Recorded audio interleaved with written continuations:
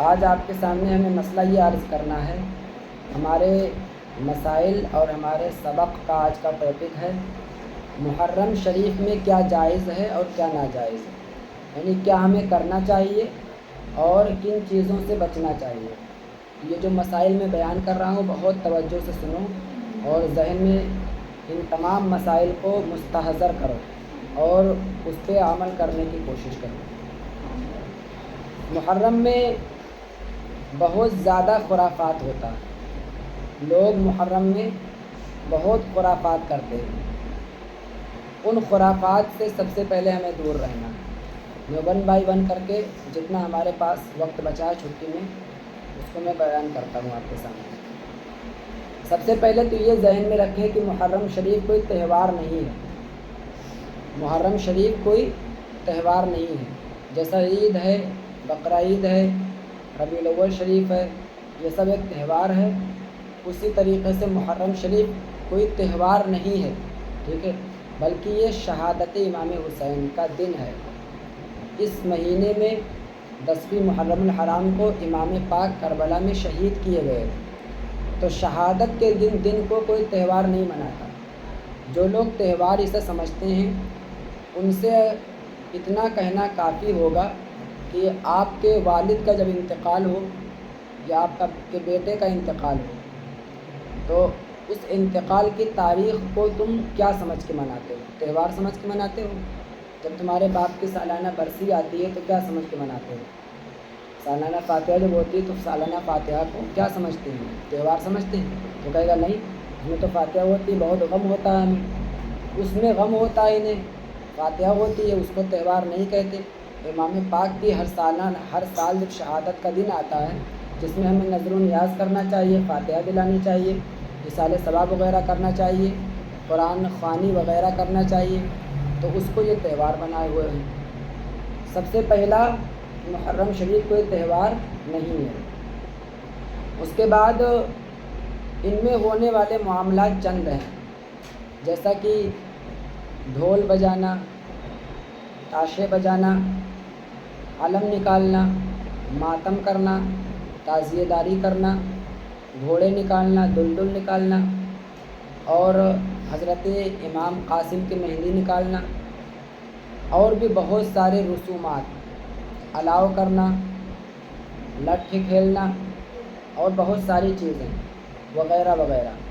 تو اس میں ایک ایک کو میں کلیئر کرتا ہوں۔ سب سے پہلے شروع کرتا ہوں تعزیہ داری سے۔ تعزیہ داری کو سمجھو کہ تعزیہ داری کیا ہے۔ مطلق تعزیہ داری ناجائز و حرام نہیں ہے، مطلق تعزیہ داری جائز ہے، لیکن اس کی ایک صورت ہے۔ تعزیہ داری جو جواز کی ہے اس کی صورت ہے۔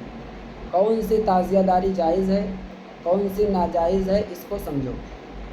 تعزیہ داری اس صورت میں جائز ہے کہ صرف کربلا امام پاک کا ایک روضہ بنایا جائے، جیسا کہ ربیع الاول شریف میں گنبد خضرا بنتا ہے اور بنا کر کے چوراہے پہ رکھتے ہیں، اسی طریقے سے کربلا شریف کا ایک روضہ بنایا جائے، روضہ بنا کر کے اسے ایک جگہ پہ رکھیں اور پھر وہاں پہ روضے کے پاس میں بیٹھ کر کے لوگ ذکر امام حسین کریں، امام حسین کو یاد کریں، وہاں پہ محفلیں ہوں، اس میں امام حسین کے کربلا کے واقعات بیان کیے جائیں صحیح روایت کے ساتھ، وہاں پر قرآن خوانی ہو، قرآن پاک کی تلاوت کی جائے، تبرکات تقسیم ہوں، وہاں پہ بیٹھ کر کے لوگ دعائیں مانگیں اور یہ سوچ کر کے، یہ تصور کر کے امام کو یاد کریں کہ اے امام، ہم آپ کے روضہ کربلا تو نہ پہنچ سکے لیکن ہم یہاں روضہ بنا کر کے آپ کو یہیں سے یاد کر رہے ہیں، آپ ہمارے یاد کرنے کو قبول کریں۔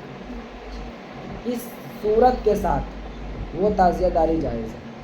اس میں روضہ امام پاک کا ہو، نقشہ امام پاک کے کربلا کا ہو، پھر اسے نہ وہاں سے اٹھایا جائے، نہ اسے گھمایا جائے گلیوں میں، اور نہ اسے ڈھول تاشے کے ساتھ 10ویں محرم الحرام کو کربلا میں لے جایا جائے اور اس کو اپنے پیروں سے توڑ کر کے نہ دفن کیا جائے، ٹھیک۔ یہ تمام چیزیں اگر آ گئیں کہ اسے اٹھا کر کے گھمایا اور گشت کرایا گلیوں میں، 10ویں محرم کو کربلا میں ڈھول تاشے کے ساتھ لے گئے اور اپنے پیروں سے توڑ مروڑ کر کے اسے دفن کیا، اسے ٹھنڈے کیا، تو یہ کرنا ناجائز ہے۔ اب ہم کیا کرتے ہیں، ہماری تعزیہ داری اس سے تو کوئی پردہ پوشی نہیں ہے، سب جانتے ہیں کیسی ہماری تعزیہ داری ہوتی ہے کہ ایک تعزیہ بناتے ہیں جو کہ کاغذ کا ہوتا ہے، اس میں امام پاک کے روضے کی کوئی صورت نہیں ہوتی، کوئی شبیہ نہیں ہوتی۔ امام پاک کا روضہ الگ ہے، وہ بہت سے تعزیے تو مندروں کی صورت میں بنے ہوتے ہیں، ون بائی اسٹیپ اسٹیپ کر کے، تو نقشہ اس میں کربلا کا نہیں ہوتا۔ سب سے پہلی غلطی یہ۔ دوسری غلطی، اسے رکھتے ہیں ایک جگہ پہ اور اس پہ جو ہے چڑھاوے چڑھاتے ہیں، ناریل چڑھاتے ہیں، اس پہ چاروں کونے پہ ملیدہ چڑھاتے ہیں، اس پہ جو ہے تبرک چڑھاتے ہیں اور پھر اس کے ارد گرد گھوم گھوم کر کے طواف کرتے ہیں۔ ٹھیک ہے، ملیدہ چڑھانا دوسری غلطی، چڑھاوا چڑھانا، اس پہ ناریل وغیرہ کچھ بھی چڑھانا دوسری غلطی۔ تیسری غلطی، اس کا گھوم گھوم کر کے طواف کرنا۔ اور اس کے بعد میں چوتھی غلطی، اسے ڈھول باجے تاشے کے ساتھ میں گلیوں میں گھمانا۔ پھر پانچویں غلطی، اسے کربلا میں لے جا کر کے اپنے پیروں سے توڑ مروڑ کر کے دفن کرنا۔ کتنی غلطیاں ہیں؟ 5، اور باقی اور اگر شمار کرائیں تو بہت غلطیاں کرتے ہیں لوگ۔ تو اب جس کے پاس تھوڑا سا بھی دماغ ہے وہ اپنا ذہن لگا کر کے سوچ سکتا ہے کہ جس تعزیہ کے سامنے ہم کل تک فاتحہ کرتے رہے، اسی تعزیہ کو اب لا کر کے اپنے پیروں سے توڑ کر کے جو ہے کربلا میں دفن کر رہے ہیں۔ تو وہ دفن کس کو کیا جاتا ہے؟ میت کو۔ تو وہ تعزیہ کا میت ہے، اس کو ہم کیوں دفن کر رہے ہیں؟ دفن کرنا کیا ہے؟ دفن کرنے والوں سے سوال یہ ہے ہمارا کہ بھائی آپ کیا سمجھ کے دفن کر رہے ہیں، کیا تصور کر کے دفن کر رہے ہیں؟ یہ میت ہے کہ امام پاک کا لاشا ہے، کیا سمجھ کے دفن کر رہے ہیں؟ امام پاک تو زندہ ہے، شہید تو زندہ ہی ہے، تو پھر ان کو دفن کرنے کی کیا آپ دفن کر کے کیا بتانا چاہ رہے ہیں لوگوں کو؟ کیا پیغام، کیا میسج دینا چاہ رہے ہیں؟ یہ چیزیں ہوئی۔ تو اب تعزیہ کو رکھنا، اس پہ چڑھاوا چڑھانا یہ ناجائز ہے، اسے گھمانا یہ ناجائز ہے، اس کا طواف کرنا یہ ناجائز ہے۔ طواف پوری روئے زمین میں صرف ایک جگہ کا ہوتا ہے، وہ ہے خانہ کعبہ، اس کے علاوہ کہیں کسی کا طواف نہیں ہوتا۔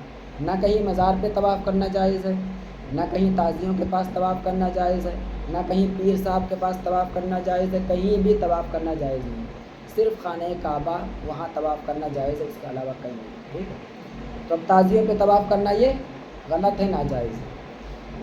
تعزیہ داری کا مسئلہ کلیئر؟ کہ یہ جو ہم کرتے ہیں یہ مروجہ تعزیہ داری ہوئی، اسے گھمانا، اسے ٹہلانا ڈھول بازے کے تاشے کے ساتھ میں، اور پھر اس کے بعد میں اسے کربلا میں لے جا کر کے پیروں سے توڑ کر کے دفن کرنا، اس پہ چڑھاوے چڑھانا مسلمانوں کا طریقہ نہیں ہے، غیروں کا طریقہ۔ تو یہ تمام خرافات ناجائز ہے۔ تعزیہ داری کس نے ناجائز کہہ دیا؟ جو ہم نے صورت بتایا اس صورت پہ آپ تعزیہ داری کریے، امام پاک کا ایک روضہ بنائیے، ایک جگہ رکھیے، اس پہ ذکر امام حسین ہو وہاں پہ بیٹھ کر کے، اور وہاں پہ قرآن خوانی ہو، فاتحہ درود ہو، امام پاک کی شہادت بیان کی جائے، علماء کرام کے بیانات ہوں سنیں، وہاں پہ نعت و منقبت ہو، اور پھر جیسے 10 محرم ہو جائے اسے آپ سمیٹ کر کے رکھ دیجئے، اگلے سال پھر محرم میں وہی اٹھا کر کے رکھیے درست کر کے۔ اس طرح قوم کا پیسہ بھی ضائع نہیں ہوگا۔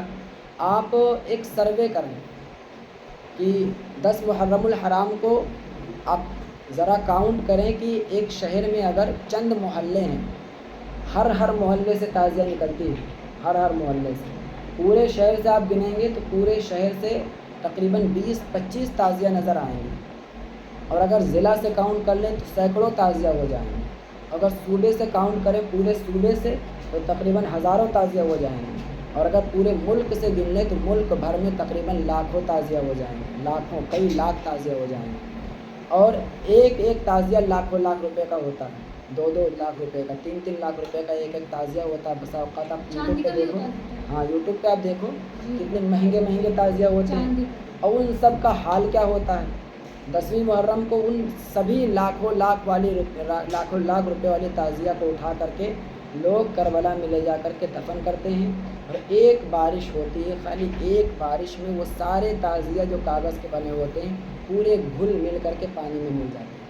یعنی لاکھوں تعزیہ جو کہ کروڑوں روپے کی ہوتی ہے، ایک تعزیہ لاکھوں کی ہوتی ہے، تو لاکھوں تعزیہ کئی کروڑ روپے مسلمانوں کے ایک لمحے میں پانی میں چلے جاتے ہیں۔ اگر کاؤنٹ کر لو پورے ملک سے کتنے تعزیہ نکلے اور ان میں کتنا خرچ ہوا تو کروڑوں روپے ہو جائیں گے. کروڑوں روپے مسلمانوں کے یوں ہر سال پانی میں جا رہے ہیں. اب اگر ان سے کہہ دیا جائے کہ یہی کروڑوں روپے جو آپ تعزیہ داری میں برباد کر رہے ہو اور اس سے کوئی فائدہ نہیں ہوتا، امام خوش نہیں ہوتے، وہی کروڑوں روپے وہاں سے آپ بچا کر کے امام حسین کے نام پہ بچیوں کے لیے کالج بنوا دو، مسلم بچوں کے لیے اسکول بنوا دو، ہماری بچیاں جا کر کے جو ہے غیروں کے اسکول میں انہیں حجاب کے نام پہ دوسرے تمام معاملات کو برداشت نہ کرنا پڑے، مسلم کالج بنوا دو، اسکول بنوا دو. یہ باتیں ان کو سمجھ میں نہیں آئیں گی، نہیں بنوائیں گے. تو یہ چیز سمجھنے کی ہے، لوگوں کو، سمجھداروں کو اس پہ ایکشن لینے کی ضرورت ہے.